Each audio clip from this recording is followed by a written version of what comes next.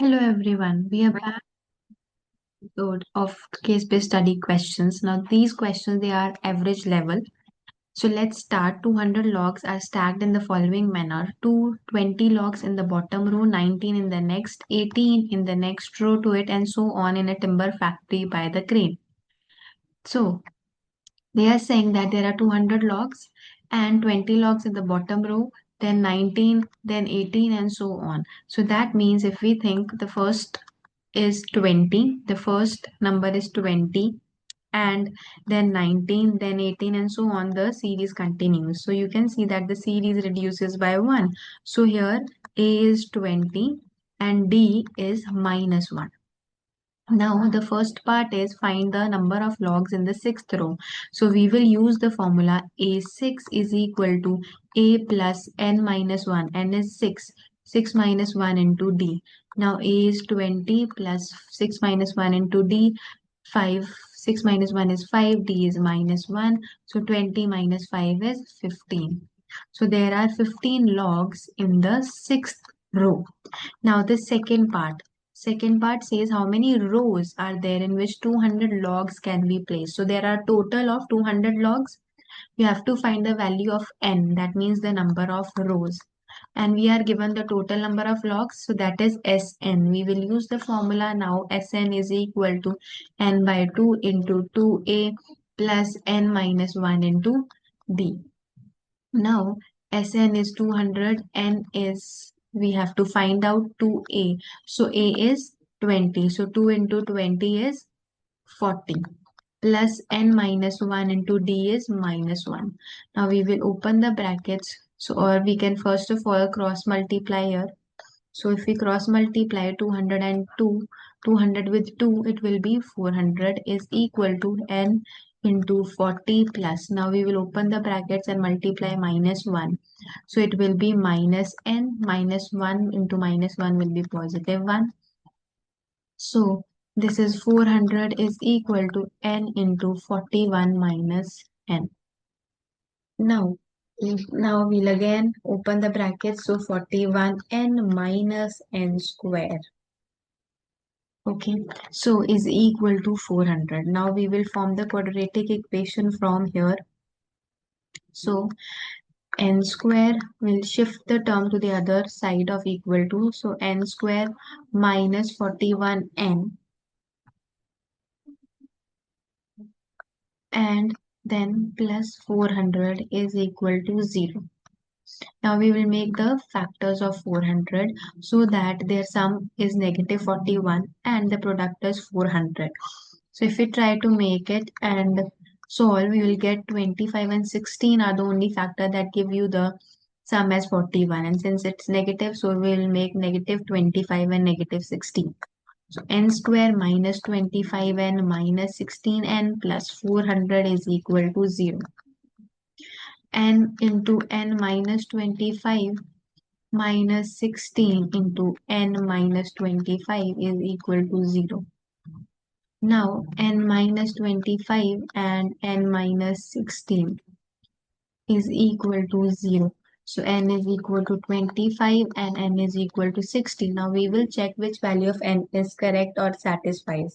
So for that we are going to check. So let's check for n is equal to 25. So for n is equal to 25, again use the formula A25 is equal to A plus n minus 1, that is 25 minus 1, 24 into D. A is 20 plus 24 into minus 1, so that makes 20 minus 24, which is negative 4. So the answer is coming out to be negative, which is not possible, right? We cannot get negative answer here. The number of logs, they cannot be negative. In the 25th row, the number of logs can be not be negative, right? So let's check for n is equal to 16. So a 16 is equal to a plus 16 minus 1, 15 into d. So a is 20, d is minus. So minus 15. So 20 minus 15 is 5. That means in the 16th row, we can have 5 logs.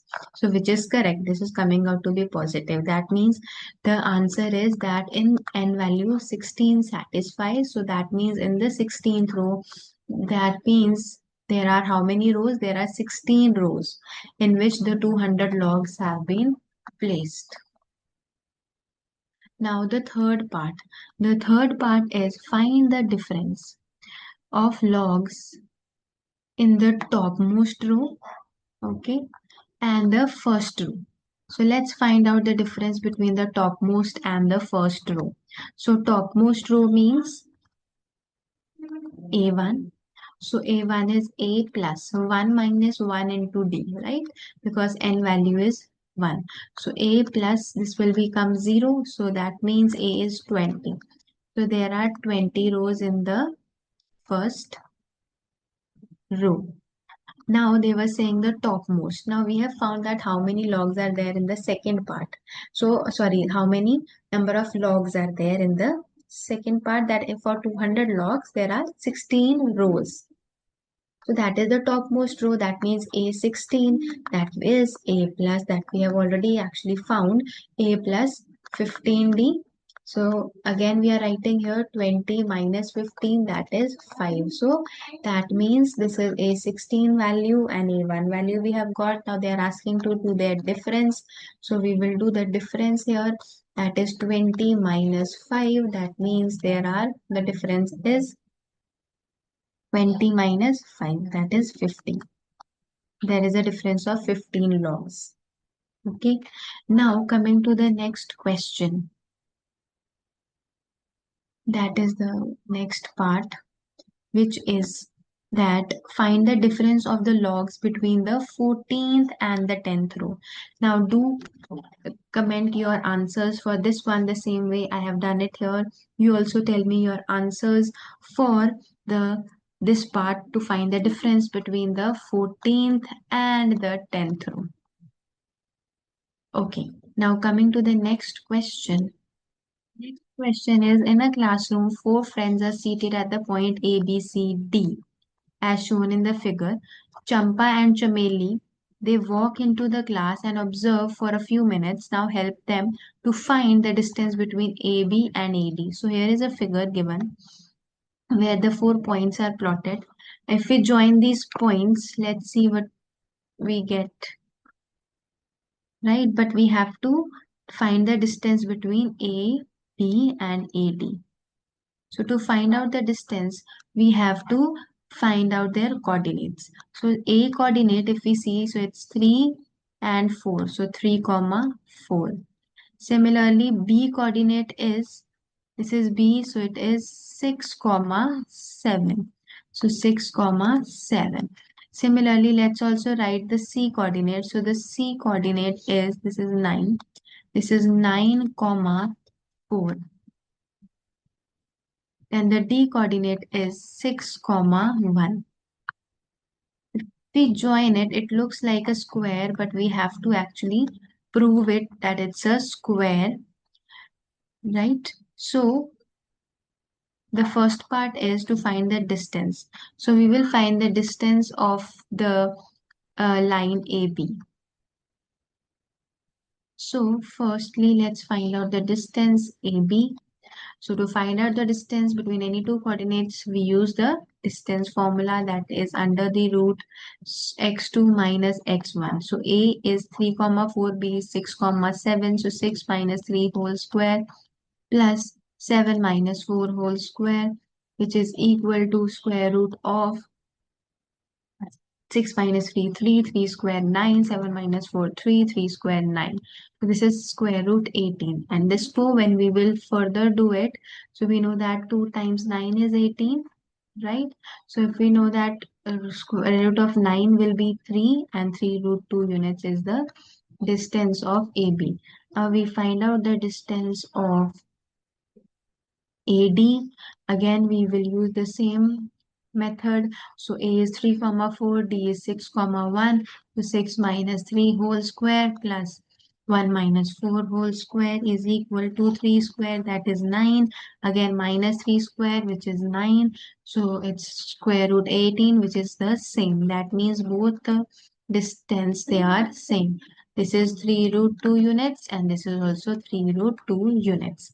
Now, as they say in the second part, they are asking to find out the distance between B and C and D and C. So you have to do here the same steps and find out the distance BC and CD. So do comment me and tell me, are you getting the same answer? Is your distance BC and CD 3 root 2 units? Because if it is, then only we can prove that ABCD is a square. If all, as it's the property of square, all the sides are equal, and hence we can further do one more property, that is to show diagonals of AC and diagonals BD, they are equal. Then we will prove that it will be proved that they are square. So you tell me your answers, that whether you are getting the distance BC and CD as same or not. Further, to show, as they say in the next part, to show ABCD is a square using distance formula, you have to tell me that to show that we'll also prove that the diagonals AC and diagonals BC. So diagonal AC should be same as diagonal, the length of the diagonal BD. So let's find out diagonal AC. So A is 3 comma 4, C is 9 comma 4. So 9 minus 3 whole square plus 4 minus 4 whole square is equal to 9 minus 3 is 6 square, that is 36. 4 minus 4 is 0. So it's the root square root 36, which is 6 units. So the length of the diagonal AC is 6 units. Similarly, you comment and tell me about the diagonal BD. Will come out to be same, and hence it will be proved that ABCD is a square. All the sides are of the same length, diagonals they are of the same length. Now they are saying find the coordinates of the point where the diagonals of the square intersect.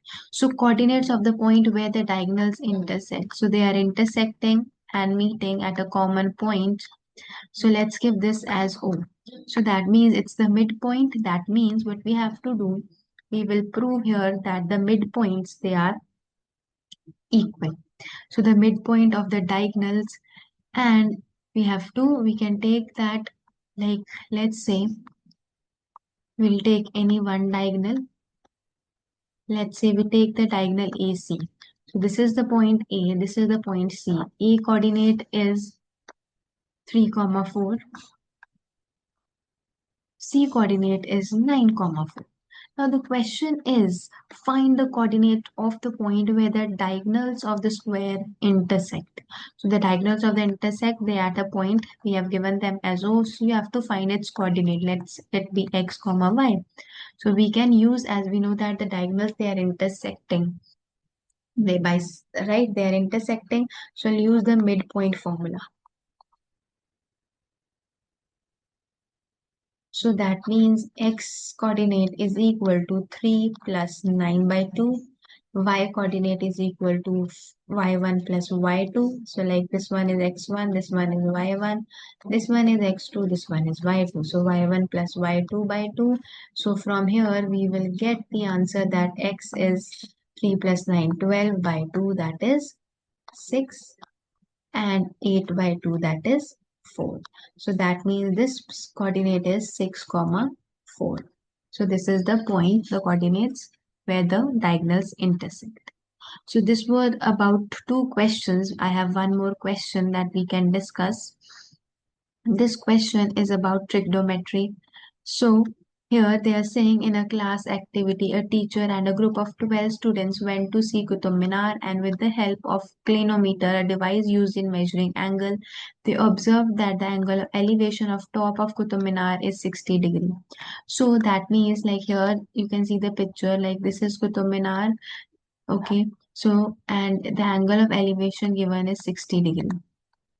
So let's name the height of the Qutub Minar as AB. This is the ground BC, Now it is given in the first part if they are 140 feet away from the foot of Minar. If the students they are 140 feet away, that means from the height from the bottom of the Qutub Minar, the distance to their feet or foot of the Minar is 140 feet.